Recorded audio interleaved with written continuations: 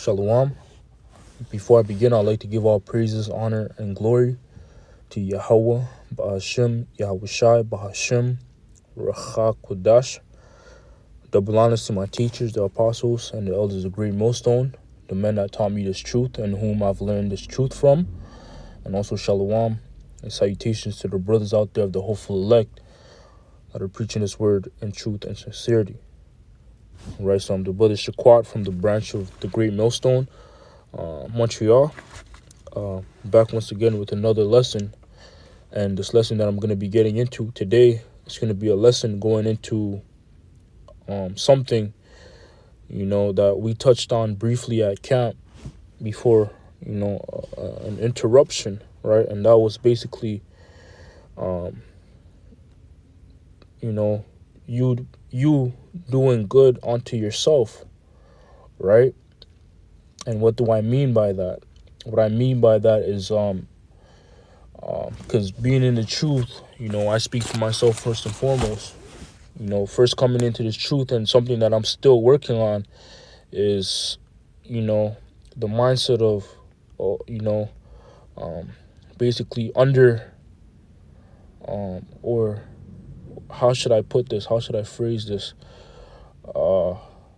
The mindset of thinking that, not trying, and what I mean by not trying is, or, basically, it's hard for me to put this, hard for me to describe this at this moment, but, or to put it into words, what I'm trying to express, but I'm trying my best to, try to explain it, right?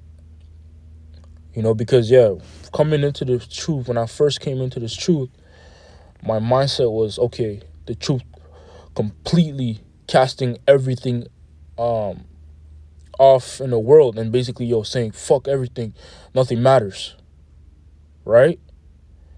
That was my mindset. I'm speaking for myself, right? But guess what? That's not the case, right? Because, yes, nothing in this world matters, but we still got to survive this world. We still have to survive our day-to-day, right? We still have to take care of our daily necessities. But guess what? The truth is what's the most important thing in your day-to-day quest, or things that you have to take care of. The truth should be at the forefront. The truth should be the most important, right? The work of Yahweh Ba'ashem Yahweh Shai, and other things can come, secondarily, right? You can take care of other things after you've done what you're supposed to do with the truth, right? And whatever that may be, as long as it's lawful, right?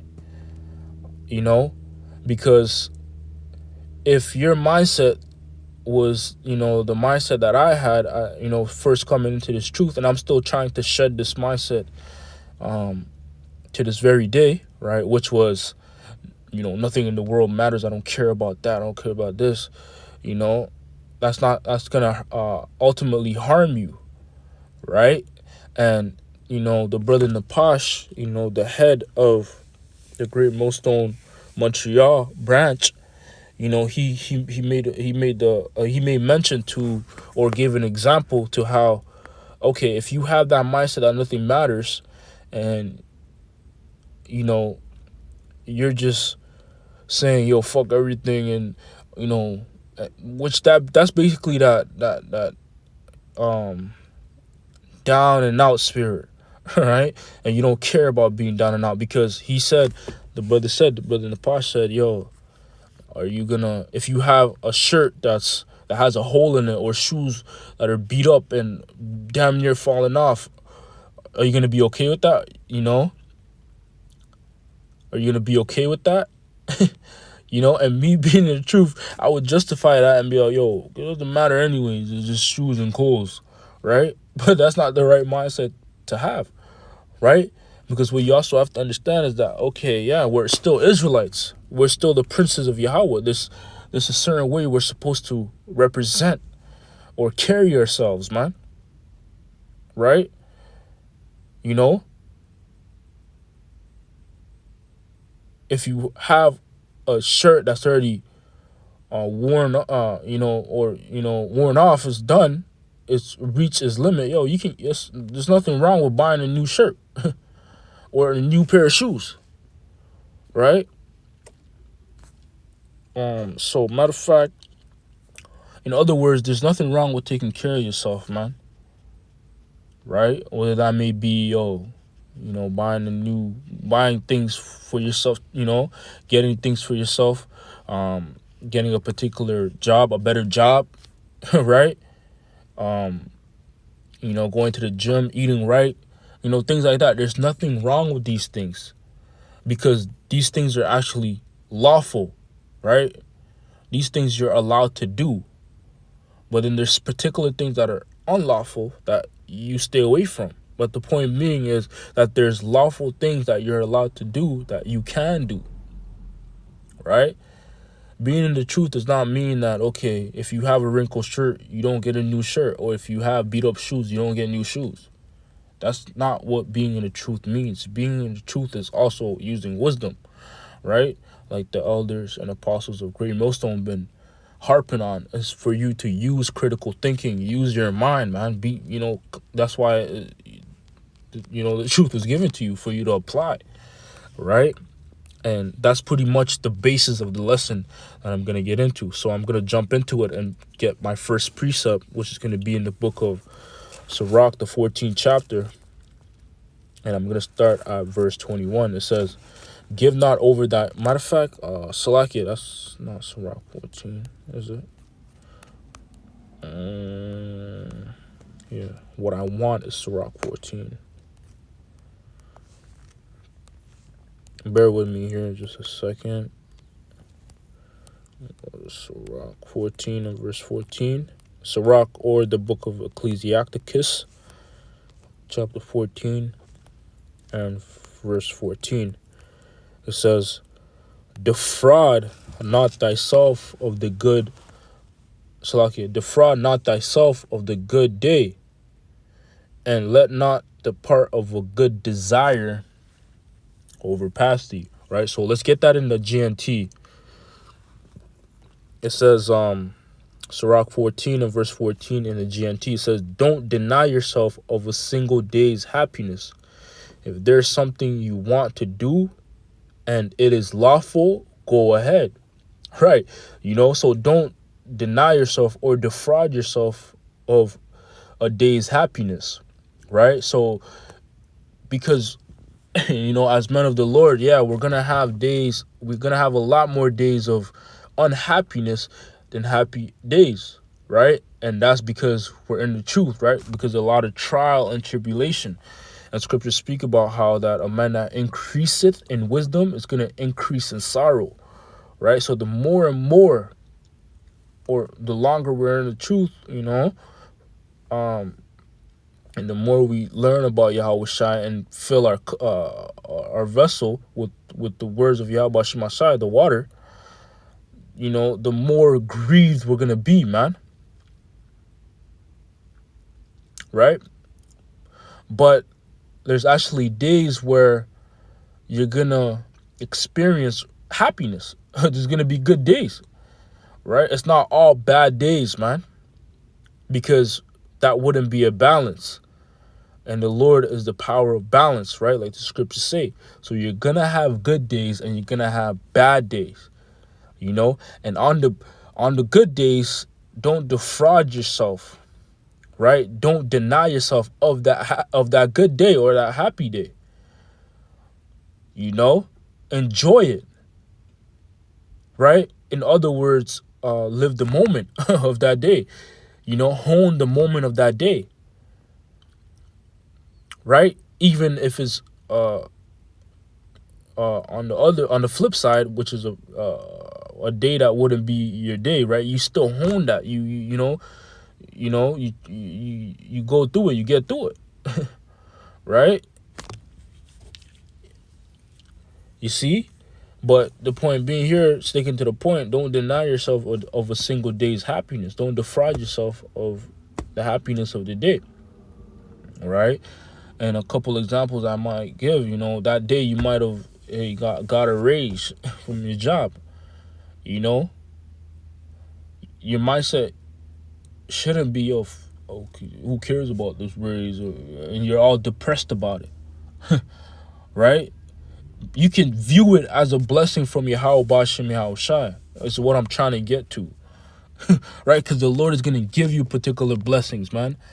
And you shouldn't shut out those blessings because, you think, it doesn't matter, man. Fuck it, who cares? The world's ending anyways, But that sorrowful mindset, man. And once again, to emphasize, I'm speaking about myself first and foremost, and Lord willing, whoever this may apply to is edifying as well. So let's go back to the KJV. It says, Sirach 14 and verse 14, defraud not thyself of the good day, and let not the part of a good desire overpass thee. Right. So you might even be presented with particular opportunities in the world to better your situation. And are you going to pass up that opportunity because, the truth, I don't care because this place is going to be destroyed anyways, No, man, you shouldn't think like that. You're supposed to have a positive outlook on things.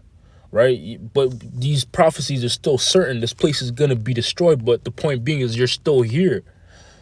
You're still here. The Lord left you here. The Lord has you here for a reason.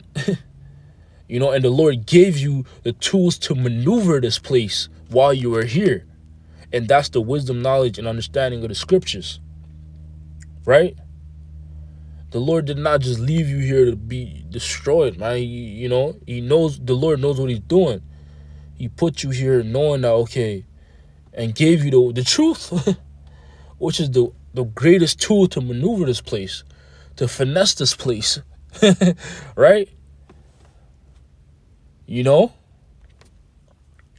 Because that's what wisdom also is, right? Wisdom is also finesse, man. Wisdom and understanding particular things allows you to finesse scenarios and so on and so forth. Right? Verse 15, it says, right, so if you are presented with a particular opportunity, you'll be like, I'm going to take that for sure,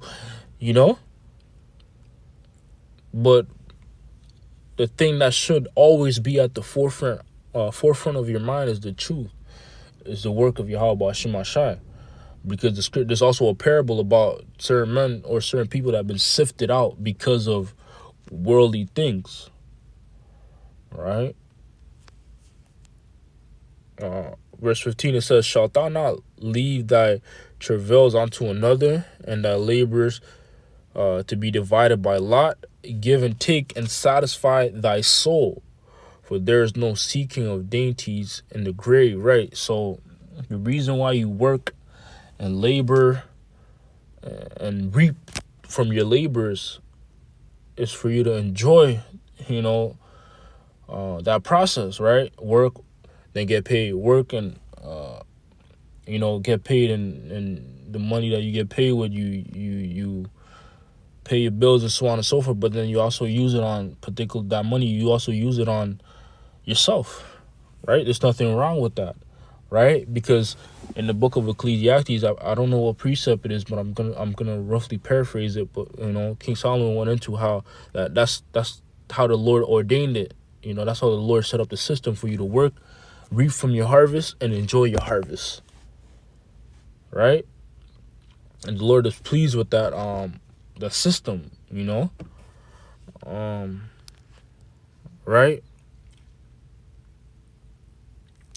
Because that's what it means to be on the earth, for you to work, reap from your labors, and enjoy it. Because you can't do that when you're dead. That means, being on the earth, that's what it's all about. That's how the Lord set it up, right? So let's go from there to the book of Sirach, chapter 30 and verse 21. It says, "Give not thy mind to heaviness, and afflict not thyself in thine own counsel." Right, so don't give your mind over to that mindset where, okay, yo, fuck it, man. Nothing matters, man. People trying to talk to you, you're not even trying to hear them. You're shut out, basically, right? That's not the right spirit to be in. And I'm speaking to myself first and foremost, right? Because that's you you're hurting yourself by doing those things, And that's what these spirits want you to do. They isolate you, man. When you're brought down, you're isolated, Verse 22, it says, "The gladness of the heart is the life of man, and the joyfulness of a man prolongeth his days," right? So that's what it's all about, man. Gladness, rejoicing, being in good spirits, for lack of better words. But then once again, we also understand that it's not always going to be that. But when that time is there, yo, enjoy that. When when it's time to be glad, you're really supposed to enjoy that, man. Verse 23, it says, "Love thine own soul and comfort thy heart. Remove sorrow far from thee, for sorrow hath killed many, and there is no profit therein." Right? Sorrow is if you're wearing the same shirt and it's ripped, it has holes in it and stuff, and shoes that are damn near broken, and you choosing to stay in that state. Yo, fuck it, I don't care. That's a sorrowful spirit, man. But scripture say, "Love thine own soul and comfort thine heart," man.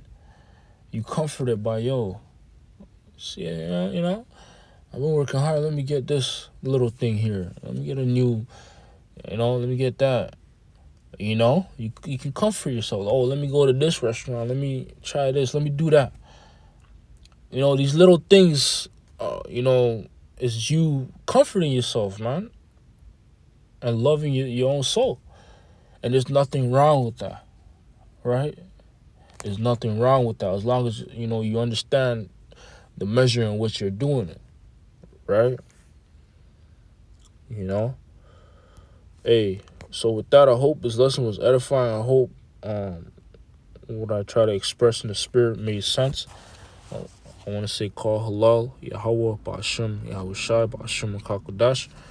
Once again, double honors to my teachers, the apostles, elders of Great Millstone, and shalom to the elect.